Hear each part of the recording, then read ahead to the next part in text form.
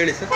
ಅದರಲ್ಲಿ ಏನು ಅಂತ ಹೇಳಿದ್ರೆ, ಅದೇ ವನಭದ್ರಕಾಳಿ ದೇವಾಲಯ ಆತೂರು ಕೊಳತೂರು ಬೈಗೋಡು ಗ್ರಾಮದಲ್ಲಿದೆ.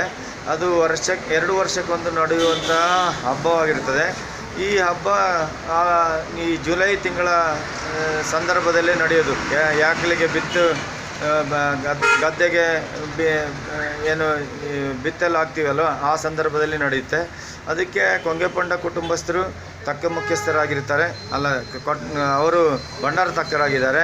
ಅದೇ ರೀತಿಯಲ್ಲಿ ಕೇಳಪಂಡ ಕುಟುಂಬಸ್ಥರಿಂದ ವಿಶ್ವನಾಥ್ರವರು ತಕ್ಕ ಮುಖ್ಯಸ್ಥರಾಗಿದ್ದಾರೆ. ಕೊಕ್ಕಂಡ ಕುಟುಂಬಸ್ಥರಿಂದ ಅರ್ಜುನ ಅಂತ ಹೇಳುವವರು, ಕೊಂಗೆಪಂಡ ಕುಟುಂಬಸ್ಥರಿಂದ ಕೊಂಗೆಪಂಡ ಸಾಬ್ ಅಂತೇಳುವವರು ತಕ್ಕ ಮುಖ್ಯಸ್ಥರಾಗಿದ್ದಾರೆ. ಇಡೀ ಊರಿನ ಜನರ ಎಲ್ಲ ಸೇರಿ ಇದಕ್ಕೆ ಅಧ್ಯಕ್ಷರಾಗಿ ಕೇಳಪಂಡ ಎನ್ ವಿಶ್ವನಾಥ್ರವರನ್ನು ನೇಮಿಸಿದ್ದಾರೆ.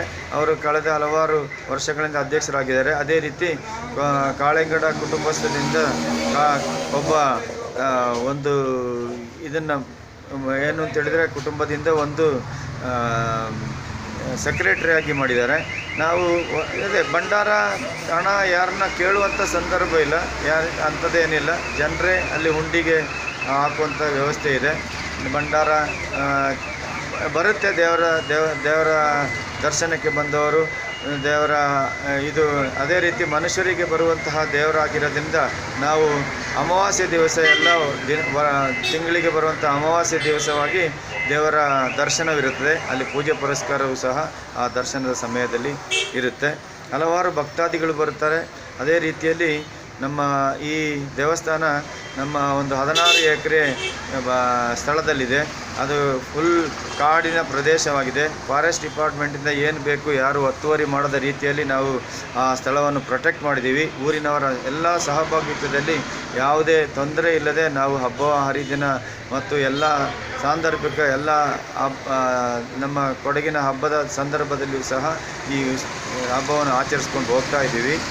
ಅದಕ್ಕೆ ಸಾರ್ವಜನಿಕರಿಂದ ಸಹ ತುಂಬ ಬೆಂಬಲವಿದೆ. ಯಾವುದೇ ಸರ್ಕಾರದ ವತಿಯಿಂದ ಯಾವುದು ಹಣ ಅಥವಾ ಇನ್ನೇನಾದರೂ ನಾವು ಯಾವುದನ್ನು ಆಕ್ಷೇಪಿಸಿರಲಿಲ್ಲ. ಅದೇ ರೀತಿಯಲ್ಲಿ ನಮ್ಮ ಊರಿನ ಹಲವಾರು ವ್ಯಕ್ತಿಗಳು ನಮ್ಮ ದೇವಸ್ಥಾನಕ್ಕೆ ಒಂದು ಕೊಡುಗೆಯಾಗಿ ದಾನವಾಗಿ ತುಂಬ ಜನ ನೀಡಿದ್ದಾರೆ. ನಮ್ಮ ದೇವಿಯ ಭಕ್ತಿ ಎಲ್ಲ ಆಶೀರ್ವಾದ ಎಲ್ಲ ಕುಟುಂಬಸ್ಥರಿಗೂ ಜನರಿಗೂ ಅಲ್ಲಿ ನೆರೆದಿರುವಂಥ ಭಕ್ತಾದಿಗಳು ಸಹ ಇರುತ್ತೆ. ಇದರ ಆ್ಯಕ್ಚುಲಿ ಹೇಳಬೇಕಾದ್ರೆ ಕಳೆದ 200-300 ವರ್ಷಗಳಿಂದ ಈ ದೇವಸ್ಥಾನವನ್ನು ನಮ್ಮ ಹಿರಿಯರು ನಮ್ಮ ಪೂರ್ವಿಕರು ಮಾಡಿದ್ದಾರೆ. ಹೇಗೆ ಅಂತೇಳಿದರೆ ನಮಗೆ ತಿಳಿದಿರುವ ಹಾಗೆ ಯಾವುದೋ ನಮ್ಮ ಭತ್ತದ ಕೊಯ್ಲಿನ ಸಂದರ್ಭದಲ್ಲಿ ಕನ್ನರಿಯ ಮೇಲೆ ಯಾವುದೋ ಒಂದು ಚಿನ್ನದಂತಹ ಕಲರ್ ಇರುವಂತಹ ಒಂದು ಬೋಳ ಅಂತ ಹೇಳ್ತೀವಿ, ಅದು ಬಂದು ಕೂತಿರುತ್ತೆ. ಆ ಕೂತದ್ದನ್ನು ಒಂದು ಹೆಂಗಸು ಯಾರಿಗೋ ಒಬ್ರಿಗೆ ತಿಳಿಸಿದ್ದು ನೋಡುವಾಗ ಅದನ್ನು ಹಿಡಿಬೇಕು ಅಂತೇಳಿ ಬಂದಲ್ಲಿ ನೋಡುವಾಗ ಜನರೆಲ್ಲ ಅದನ್ನು ಮುಚ್ಚಿಟ್ಟಿರ್ತಾರೆ. ಅದನ್ನು ಹೇಗೋ ಮಾಡಿ ಪ್ರೊಟೆಕ್ಟ್ ಮಾಡಿ ಮುಚ್ಚಿಡ್ತಾರೆ. ಹಿಡಿಯುವ ಸಂದರ್ಭದಲ್ಲಿ ಎಲ್ಲ ತಗೊಂಡು ಬಂದು ಹಿಡಿಕೊಳ್ಕಂತೇಳಿ ಹೇಳುವಾಗ ಸಂದರ್ಭದಲ್ಲಿ ಅದು ಹಾರಿ ಹೋಗಿ ಇಂತಹ ಸ್ಥಳದಲ್ಲಿ ಬಂದು ನೆಲೆ ಊರಿದೆ.